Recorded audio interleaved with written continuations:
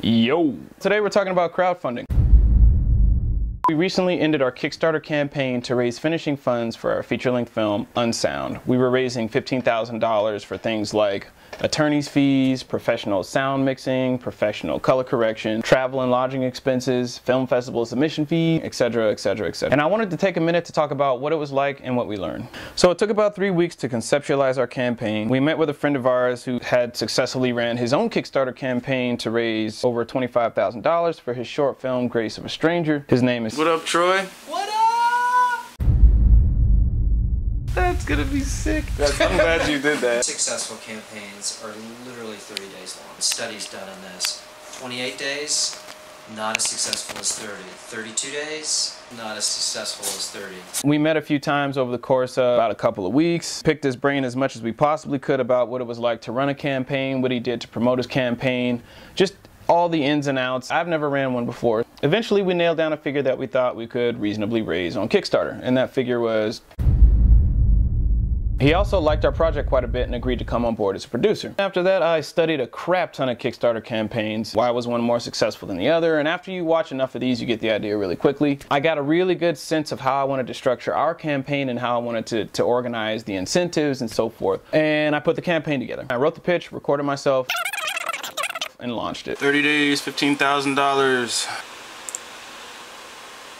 It's done, it's launched. From day one, we hit the ground running. I posted it on all of our social media outlets. We're talking personal Facebook pages, our movie Facebook page, all of our Twitter accounts. Over the course of the next 10 days, I had private messaged all of my friends, all of my family, ex-military buddies, ex-college buddies, emailed doctors, emailed old teachers and instructors that I had in college. I posted our crowdfund campaign in 4 Facebook groups dedicated specifically for crowdfunding, 5 filmmaking forums, 1 crowdfunding forum dedicated specifically for crowdfunding. It was the only one I could find. 18 mental health related Facebook pages across the globe, literally, like Canada, the UK, everywhere. 7 mental health Facebook groups. If it was something that they could like personally benefit from our story and what we're trying to tell and the audience that we're trying to reach, then we posted there. Every daily post that we made on our Facebook groups got reposted an average like 3 or 4 times from friends and family. When I was posting it on Twitter, I got a few retweets. I'm not as big on Twitter as I am on Facebook. I'm trying to work on that, by the way. Usually crowdfund projects, there's a big boom in support and then it lulls out, and then towards the end there's another big boom because a lot of people are like, oh wait, I didn't contribute, so let me give some money before it's over. Our initial start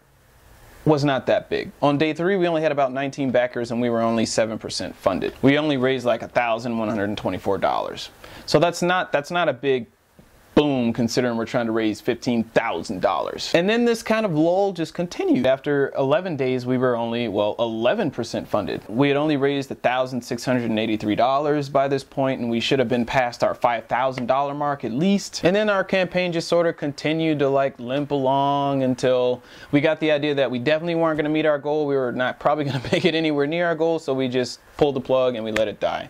I stopped spamming it, I stopped promoting it. Friends stopped promoting it. We only raised about $2,400, just over that, of our $15,000 goal. I put a lot of work and time into that campaign, and we really could have used the money. So, but hey, life goes on. I felt our campaign was solid. I mean, our pitch video was short, sweet, to the point. It was honest. We told them exactly where we are, where we're trying to go. I didn't feel that we were overselling it or anything. I mean, it was pretty darn personal. We had links to our previous work and our previous successes. We outlined exactly where we were in our process, included the test screening, included everything about the film. Compared to all the other campaigns that I saw, the incentives that we were offering were pretty decent. I think ultimately the problem that we had with our campaign lied elsewhere. Crowdfund campaigns are heavily anchored in your social media presence. So you don't have a big enough presence, that's going to affect the amount of money that you can raise. We didn't make a big enough splash as far as an internet presence to elicit the type of support and the type of financial contributions that we needed to really pull that type of figure off. And our fan base for our film that we had accumulated just wasn't big enough. Had we asked for $5,000 to $7,000, I think we probably could have met that. The 99.1% rule, whatever, I think it's in marketing that I heard it from, that definitely applies. That rule being Of the people that you contact and reach and of your followers, about 90% of them are kind of just lurkers. They're going to stand by, they're going to watch what you're doing on Facebook or Twitter. They may see the feeds, they're going to read it, but then they're not going to do anything. They see it, okay, that's cool, they move on. 9% will actually engage you. You know, they'll see it, they'll like it, they may retweet it, they may share it on Facebook, but they won't really contribute. But that's good, they're still supporters too. And then there is the 1% of your followers or people that you reach that will actually, you know, get engaged. Either they have a personal investment in it, or they really like what you're doing, or they've been following you avidly and they're like fans of you, essentially. They go out and buy the DVD, blah, blah, blah, or in this case, they support your crowdfund campaign. They'll actually make a monetary contribution. If you're going to run a campaign, do not count on it going viral. Trying to make a viral Kickstarter campaign is like trying to make a viral YouTube video. These things just don't happen. I mean, if it happens to you, great, you got lucky, but the likelihood of that happening is very slim and none. What you can rely on is your social media pool and your friends and your family and your followers supporting, though. In most Kickstarter or crowdfund campaigns in general, 90%, maybe even more than that, of the income that you get and the support that you get are from people that you already know. It's not really going to be randoms. Of the 39 people that we did get before we pulled the plug on our campaign, only about 4 of them were random people, and the contributions from them weren't really that, you know, sizable. For instance, even for our friend Troy, who's raised $25,000. That wasn't $25,000 worth of random donations from random people that he didn't know. 90% of them were from people that he knew. Even though this is his first short film and he doesn't have a body of work per se to put out there or a fan base to pull from, he has a big history in theater and he has a big history in film, and he's worked with a lot of notable people. He has amassed over the years a pretty powerful social network that he could pull from. He knew who he could call to get $500. He knew who he could call who could back him for $1,000 or $5,000 for that matter. He's even owned several businesses before. So for a guy like that, he has the social network needed to raise that type of money. A number of other friends that I know that have launched successful campaigns have had similar stories. It's like a majority of the money, more than 90% usually, is gonna be from people that you know. That's just how it is. Unless you go on Oprah or Ellen DeGeneres or something like that, then you can, you know, you can count on pulling some cash in. But again, that's someone else who has a huge following pre-validating your campaign, saying, hey, this is worth your attention. If you don't have a pre-established fan base, or you don't have an enormous social media pool, or you don't have any media outlets that you can immediately turn to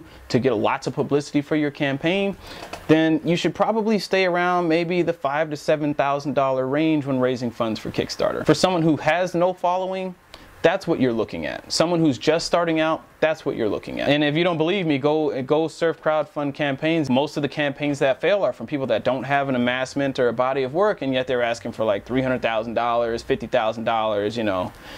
There's a graveyard of campaigns like that. When crowdfunding was relatively new, when you posted a project, it was a lot easier to get eyeballs on it because there weren't that many projects out there. But now that crowdfunding is pretty much here to stay and it's well known, there are so many projects out there now that it's really easy for your project or your campaign to just get lost in the sea of other projects out there. So now it's even more so important to really, really promote your ass off when you have a campaign going, and to have a really strong social media presence. If you have no way of drawing eyeballs to your campaign, you're not going to make it. You're going to flounder. You're not really going to get the donations you need, and your campaign is just going to fizzle out and die.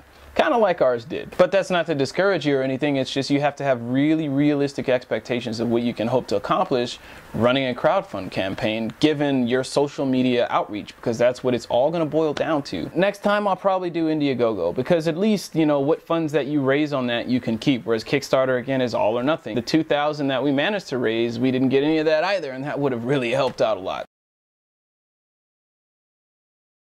Running another campaign is out of the question. Our next course of action is probably pursuing investors, i.e. lawyers, attorneys, or whoever has money pretty much, and offering either equity or profit sharing, which I really didn't want to do, seeing as we were so close to the finish line using all of our own money. And usually when you go to someone who offers money as an investment, they always want, like, you know, they're always trying to like get their hands in your pocket and get as much as they can. And that's not the scenario that we really want to be in at this point, but we don't really have a choice. And of course, we're going to keep just charging up the credit cards.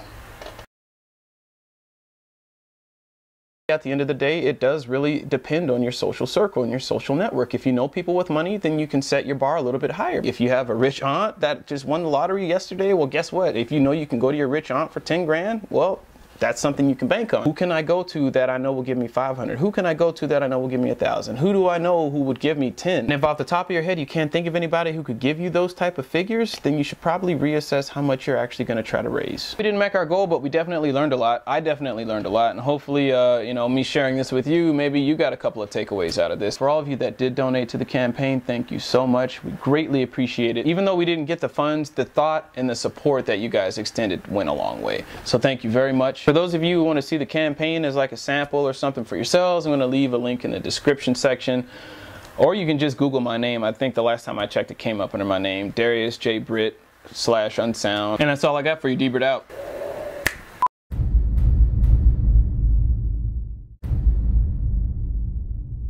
YouTube Britt here. So today we're doing something that I think is extremely boring. I hate doing it personally, but if you're gonna spend a lot of money making a movie and you intend to sell that movie, this is an absolute must that you have to do, and that is record keeping.